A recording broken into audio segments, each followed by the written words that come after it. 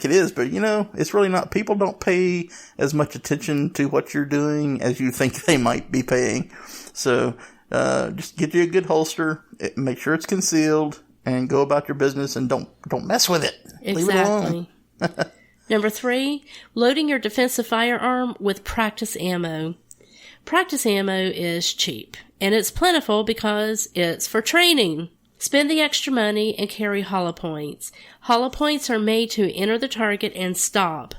Ball ammunition, which is the training ammunition, will keep flying, and that puts bystanders in danger.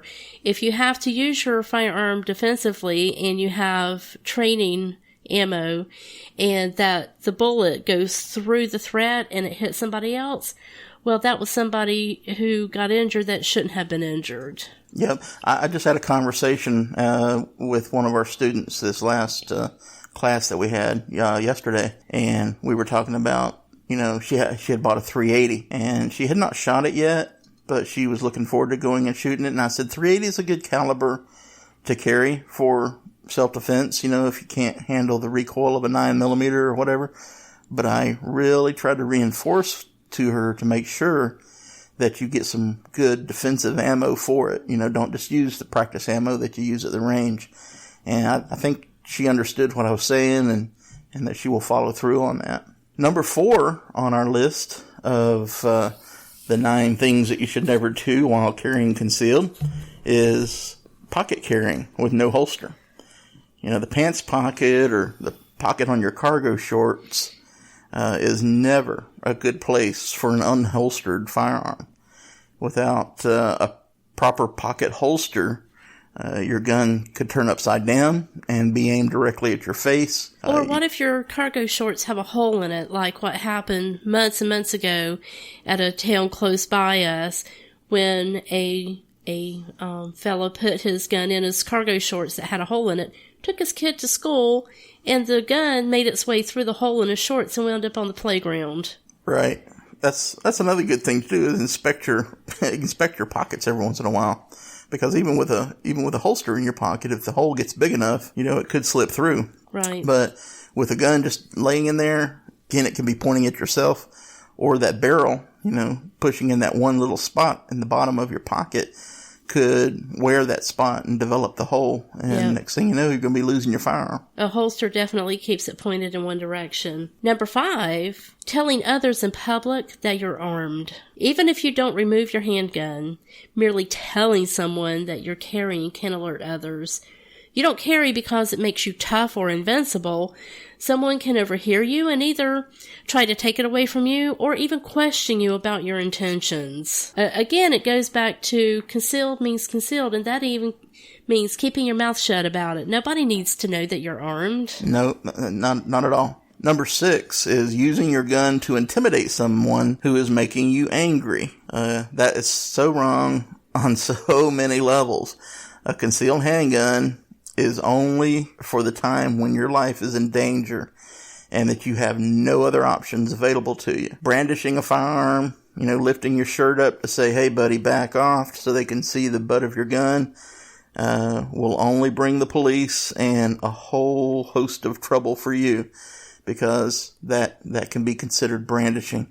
And brandishing it is against the law in many, many states. Oh, absolutely. And again, if it's not concealed, then it's open carry, and in many states, open carry is not allowed. So you've got to keep that firearm concealed and keep your anger in check too. Yeah, and again, it's not to intimidate; it's to protect your life. So if you're going to pull the gun out, you better intend on squeezing that trigger. Number 7 goes along with the story that I talked about earlier, traveling across state lines without knowing the laws. Yes, concealed carry is your right as an American citizen, but that doesn't mean that every state treats the practice the same way.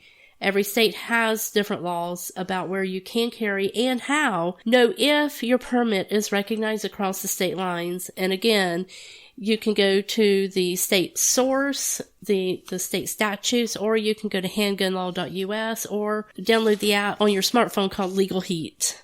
And again, we'll put links to those 2 in our show notes for you. Number 8 is putting your finger on the trigger when you aren't ready to fire.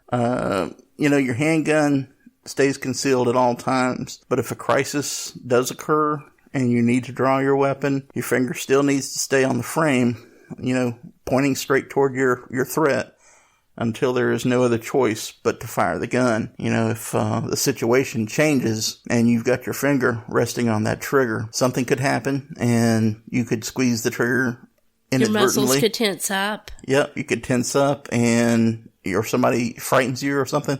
Your body can tense up and you can squeeze the trigger and you may shoot that person, or you could shoot an innocent person. So keep your finger off the trigger. The ninth thing on our list is using your firearm for anything other than defending your life. Simply carrying a concealed handgun does not give you the right or the bravery to step in and stop crimes. A gun is not a citizen's badge. It does not increase your authority in family arguments, parking lot disputes, shoplifting, or any other crime that doesn't put lives in danger. You are not the police. You are a concealed carrier to protect your life from danger. The bottom line is, concealed carry is about protecting yourself and others in a safe and responsible manner. Making these mistakes only gives gun owners a bad reputation and puts lives at risk. That's right.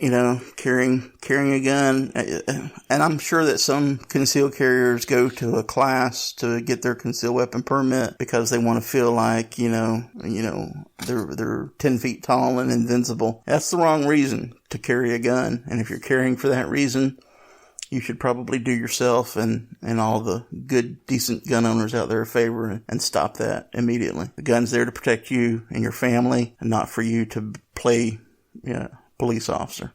Well, friends, that's going to just about do it for this episode of the Speaking of Guns podcast. Please like us on Facebook. You can find us there at facebook.com/Speaking of Guns podcast.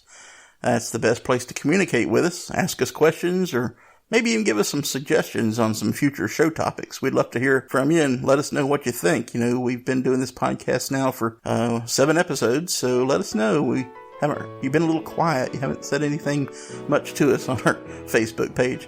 Also, remember that our show notes can be found on our website at www.speakingofgunspodcast.com. You'll find links there to everything that we talked about in this episode and past episodes as well. Plus, all the lyrics to our firearm parody songs can be found there as well, in case you missed a word or two. We would also appreciate it if you would go into Stitcher and iTunes and give us a positive review, or continue giving us positive reviews. We love positive feedback. We've gotten a lot of positive reviews on iTunes, by the way, and we really want to thank you guys for that. We do thank you. And this feedback helps us come up higher in the searches, and it makes it easier for folks to find us. Also, be sure to hit subscribe if you haven't already, so you'll get our new episodes pushed to your podcatcher as soon as we post them.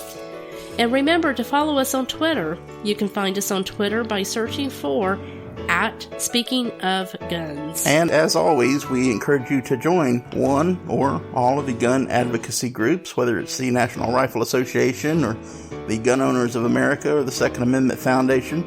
They're out there fighting the good fight for the Second Amendment, and we need to support them so that they can continue to support all of us, even in this new administration that's taking office in January. Until we all chat again, my friends, train often. And train safely.